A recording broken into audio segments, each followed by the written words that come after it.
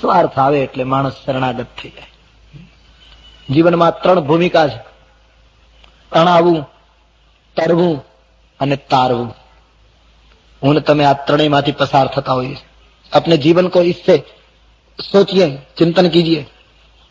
समाजનો મોટો ભાગ તણાય છે. પ્રલોભનોમાં, સ્વાર્થમાં, પોતાના હિતો માટે, પોતાના સુખો માટે તણાતો વર્ગ દેખાય. સ્વાર્થ આવે ત્યારે તણાવવું પડે. ઘણી વખત નહીં, કેટલું નક્કી કરી રાખ્યું હોય પણ અમુક માણસો આવીને પ્રલોભન બતાવે કે આને બદલે આમ કરો, એટલે પ્રલોભનને લીધે માણસ પોતાની વાત છોડી અને તણાય, એમાં ખેંચાય. માણસને માર્યું છે પ્રલોભનોએ. તમન્નાઓને હમારી હમકો બુંદા કર દિયા. શેર હૈ.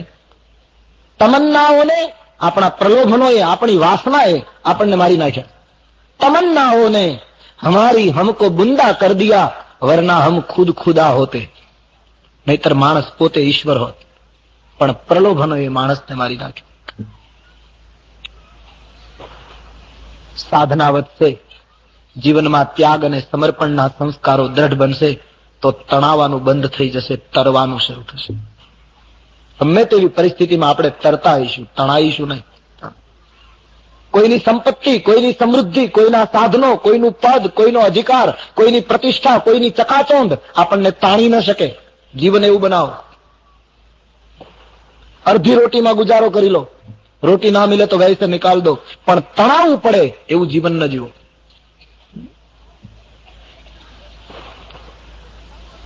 તરવાનું, અને એ તરવાનું જયારે આવે એ બરાબર ફાવે પછી બીજાને તારવાની ભૂમિકા આવે. પછી જેનો હાથ પકડે અને માણસ તારતો જાય. મારે આપને એટલું જ કહેવાનું, આપણે બીજાને તારી ન શકીએ તો કઈ નહીં, પણ કોઈના પ્રલોભનમાં તણાઈએ નહીં. આપણે આપણી મસ્તીમાં તરીએ.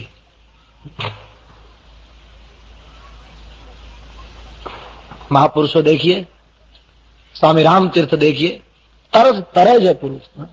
જંગલ में जोगी बसता है.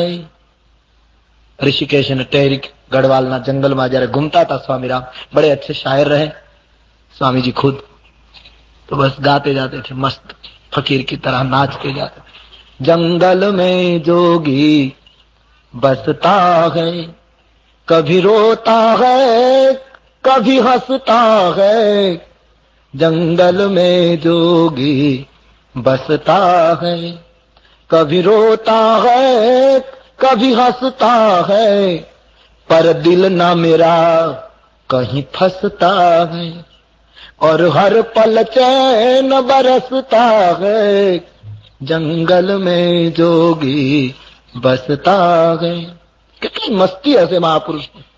मुझे बादल स्नान कराते हैं, મને વરસાદ સ્નાન કરાવે. હું તો સમ્રાટનો દીકરો છું, વિશ્વવ્યાપક બ્રહ્મનો રાજકુમાર છું, આમ કહેતા હતા.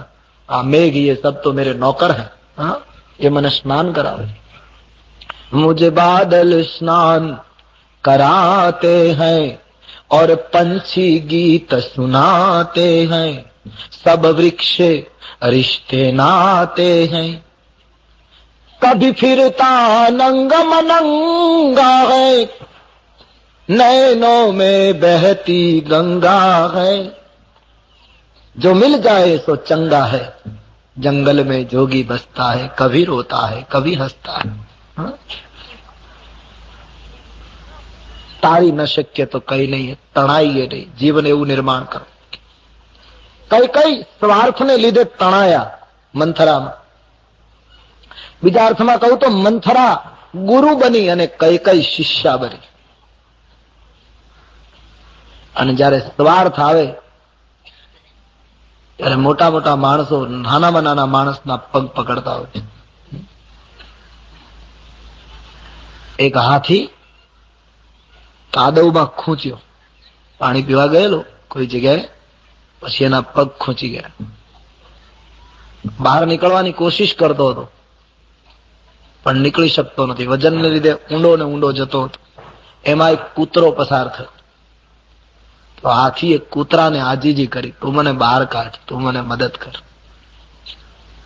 એ કૂતરાને જયારે વિનંતી કરે છે હાથી, એમાંથી એક મહાત્મા નીકળ્યા. એ મહાત્માને આ દ્રશ્ય જોઈને દયા આવી. એમણે હાથીને કહ્યું કે હે હાથી, કૂતરાની આગળ આજીજી કરવા કરતા તો તું મૃત્યુ પામે એમાં તારું ગૌરવ છે.